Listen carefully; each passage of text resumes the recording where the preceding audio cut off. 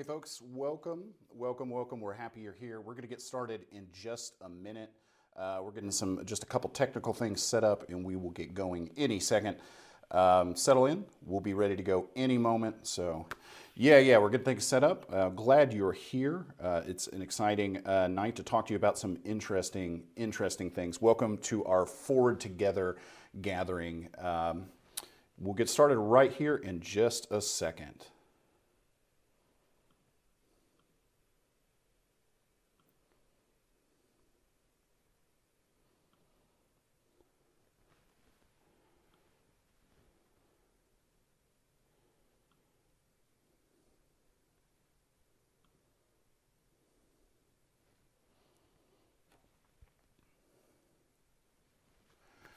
Well, hello everyone. I am Shane Smith. I am the pastor here at Hillsboro Presbyterian Church in Nashville, and I am happy you're joining us here this evening. Church members, welcome. Visitors, welcome. Everyone who's here, welcome. We're so happy you're here. We're going to talk a little bit about sort of the state of the church and what is happening here in the life of the church and how do we move forward together. So I just want to say it's obvious to all of us we are living in unprecedented times. And we're all searching to understand where we are right now. It's hard to understand because everything is changing almost every other minute. It's hard to know at any given moment where we are. And important in trying to understand where we are is also to understand where we're going, to understand what is the new normal, what's it going to look like. And so this evening, I want to share with you a little about where we are as a church and our plans to move forward together. I also want to talk about some ways that I think we can lead in our local communities, in our larger networks, in those spheres of influence in the coming months. By now, you probably heard the term coronavirus or COVID-19 more times than you can count, but those words were still strange to our tender ears, and the effects of that pandemic, it seemed strange to us back then when we first heard them in January, February, maybe even back into December a little bit. Really, honestly, our minds were more consumed with that tornado that was ripping through our city late in the evening of March the 2nd and into March the 3rd. I know it's almost unbelievable, but in less than 2 weeks from the night of that tornado, our leadership actually made the decision to cancel in-person church events due to the imminent threat from the novel coronavirus. As of this upcoming Sunday, it will have been 14 Sundays in a row that we worship together exclusively online. And we've had countless leaders and volunteers step up with creative solutions that have enabled us to have these rich and meaningful worship services despite us worshiping from our different homes. And against all odds, you swath of Presbyterians and religious mutts that form here together to create HPC. We have learned how to do things like Zoom and Google Meet and learned how to use YouTube and Facebook Live in all these new and interesting ways. Life groups, small groups, all sorts of groups, fellowship groups have learned to get together in these ways. Some members have even stepped up and took extra time to walk these tech newborn babies through the finer details of how to use those smartphones and iPads that all we own. And so as of this moment, by our estimates, over 95% of our active membership has been and continues to be actively connected in this digital way of doing church. We've even used this time to develop new practices like the Eights, where we meet together and we pray in the morning at 8 a.m. and 8 p.m. And it's an ever-evolving group. It was one of those things I was heavily involved with in the beginning. And as I got more busy and things, I haven't been as much, but that's something they still continue to do. We started doing more live events like deep dives and check-ins and web chats and solidarity services. We have this, if you think back to Holy Week, we did a unique worship service every single day of Holy Week. It's something that we never would have predicted we'd done, but it's something we're also very thankful for because we're never going to forget it. We even found a way to take communion together in our homes with bread and wine, with tortillas and juice, and a million other hilarious combinations in food and drink that you've shared with us. And so it puts us in this unique situation because at the end of 2019, Hillsborough Presbyterian Church emerged with a sizable financial surplus from our previous year, due both to the growth in giving and attendance over the previous year. And this places our church, which was already on firm financial ground, in a good position to weather any changes that we see ahead of us. Our congregation is debt-free with enough savings to cover almost a half of our operational year. And so we feel confident in our financial position amidst this crisis moving forward, knowing that we have the ability to withstand any potential financial difficulties of this pandemic. But also due because you are continually faithful in support. We're doing well financially, even as we're wading into this pandemic crisis. And I think that's interesting because it actually places us in a position to potentially expand our ministry here and to look for new growth areas that might emerge as a result of this changing church climate. So I want to be clear, our congregation has done a fantastic job transitioning to this new way of doing church, and we remain on firm financial ground. But that doesn't mean everyone in our church community is okay. It's a perfectly normal response to be struggling with fear and anxiety and isolation throughout this pandemic. Those are normal responses because what we're going through is abnormal. It's traumatic. I've experienced them all myself, and if you're like me, you begin to notice these things happen in cycles, where fear and anxiety and frustration just find a way to creep back in, even on those days when everything feels all right. Life goes on, even when we feel frozen in our homes. As a congregation, we've experienced death of members and losing loved ones, and we've experienced that feeling of being unable to mourn with those who have lost individuals and ourselves mourn because we haven't been able to be with one another. And believe me, we are going to celebrate and cherish the lives of these individuals, but that doesn't change the fact that we haven't been able to mourn properly now. We need that, just like we need hugs and high fives and sharing that peace of Christ that for us goes on forever. We need that weekly rhythm of choir rehearsal and Sunday school or fellowship group. Those are the things that can make us feel connected, and that gives us our sense of place and belonging. And even though we did get a little bit of that back as we learned to worship virtually, we can still desperately miss the real thing. So that's the question for us. How do we move forward together? And I think that's a really important point. So I want to stop us here before we move on any deeper and just talk about, I think it's really important for us to understand the philosophy of moving back.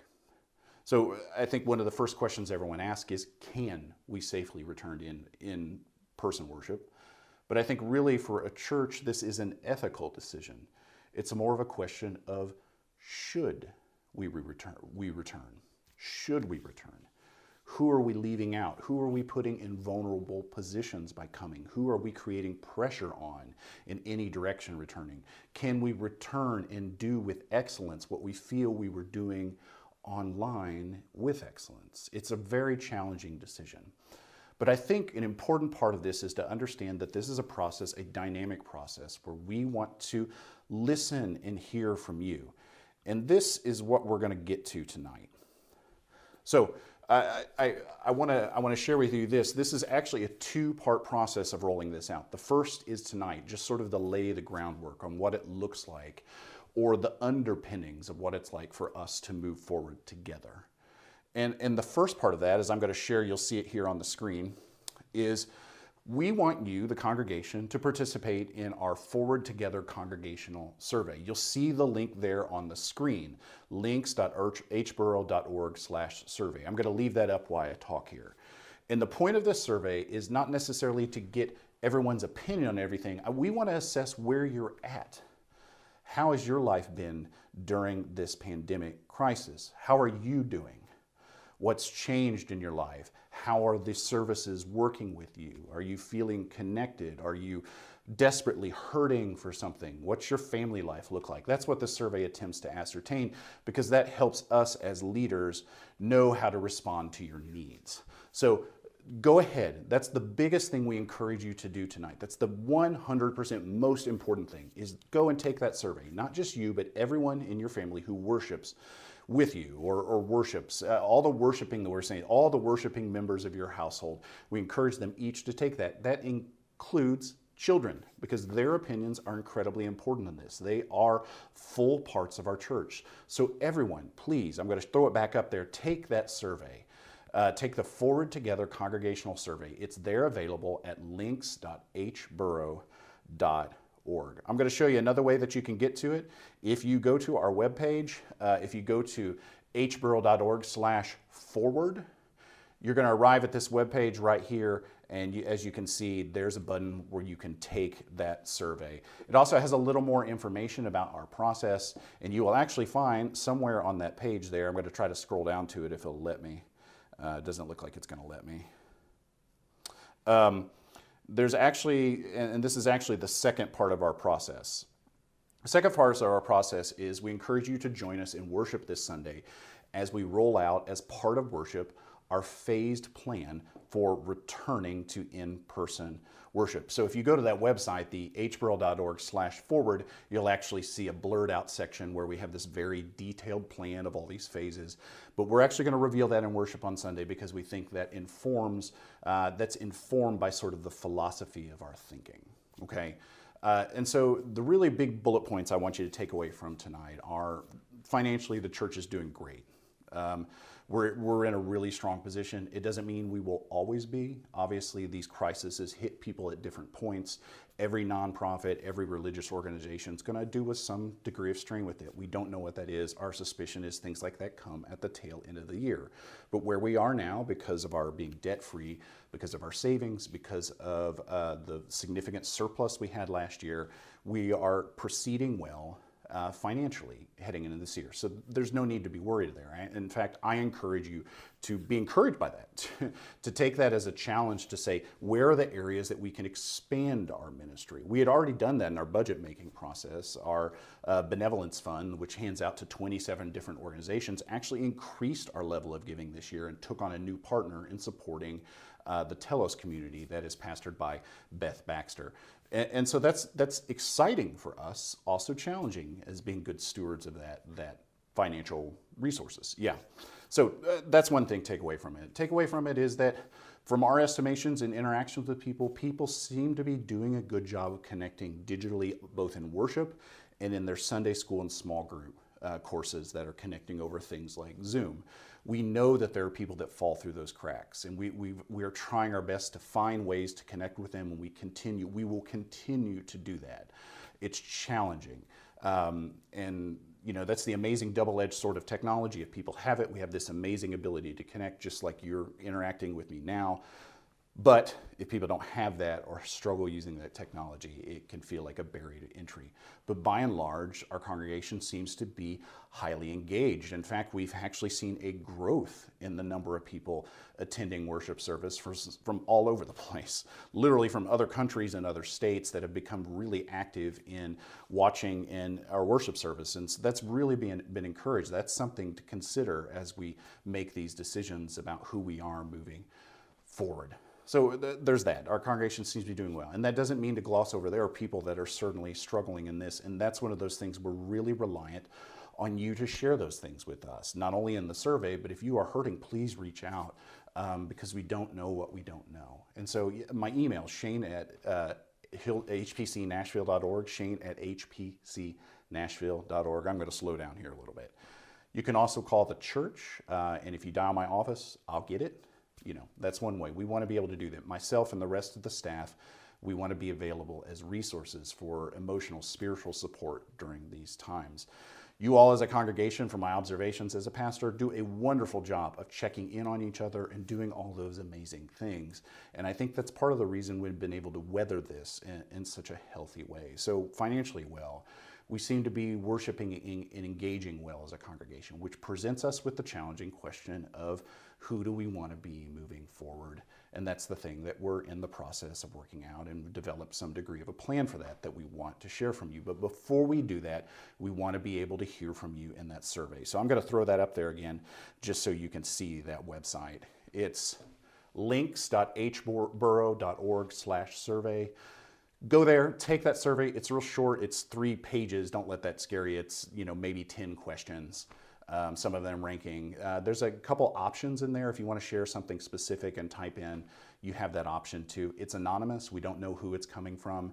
We encourage you in that to use that as constructive ways of sharing your thoughts as opposed to just blunt criticism. So we really do encourage you to participate in that because that informs us where you are, because we want to be responsive to your spiritual and emotional needs.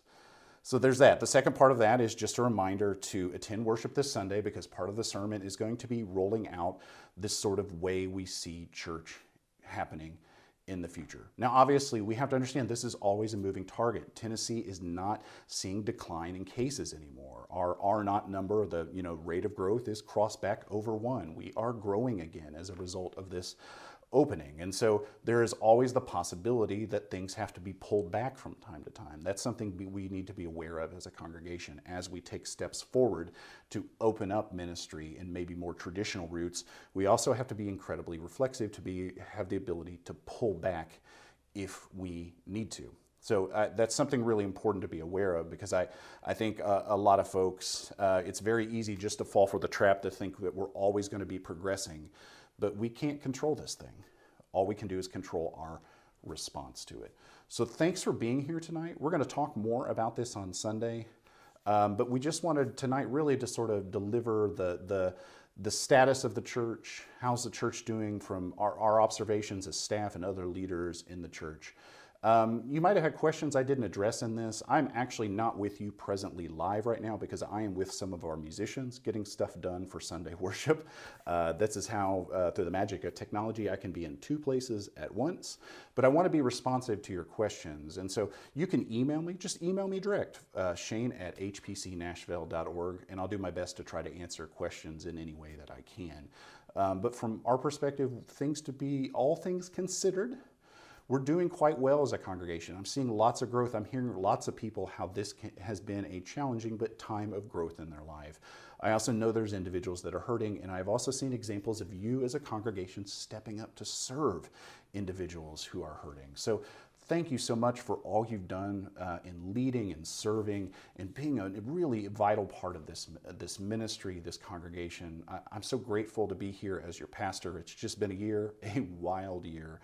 But I am so thankful to be here. I'm thankful for you, thankful for your encouragers. Thank you for all the birthday cards you sent me. It was overwhelming. Ashley was giggling at me because I was laughing at quite a few of them. It is so kind, everyone. Thank you so much.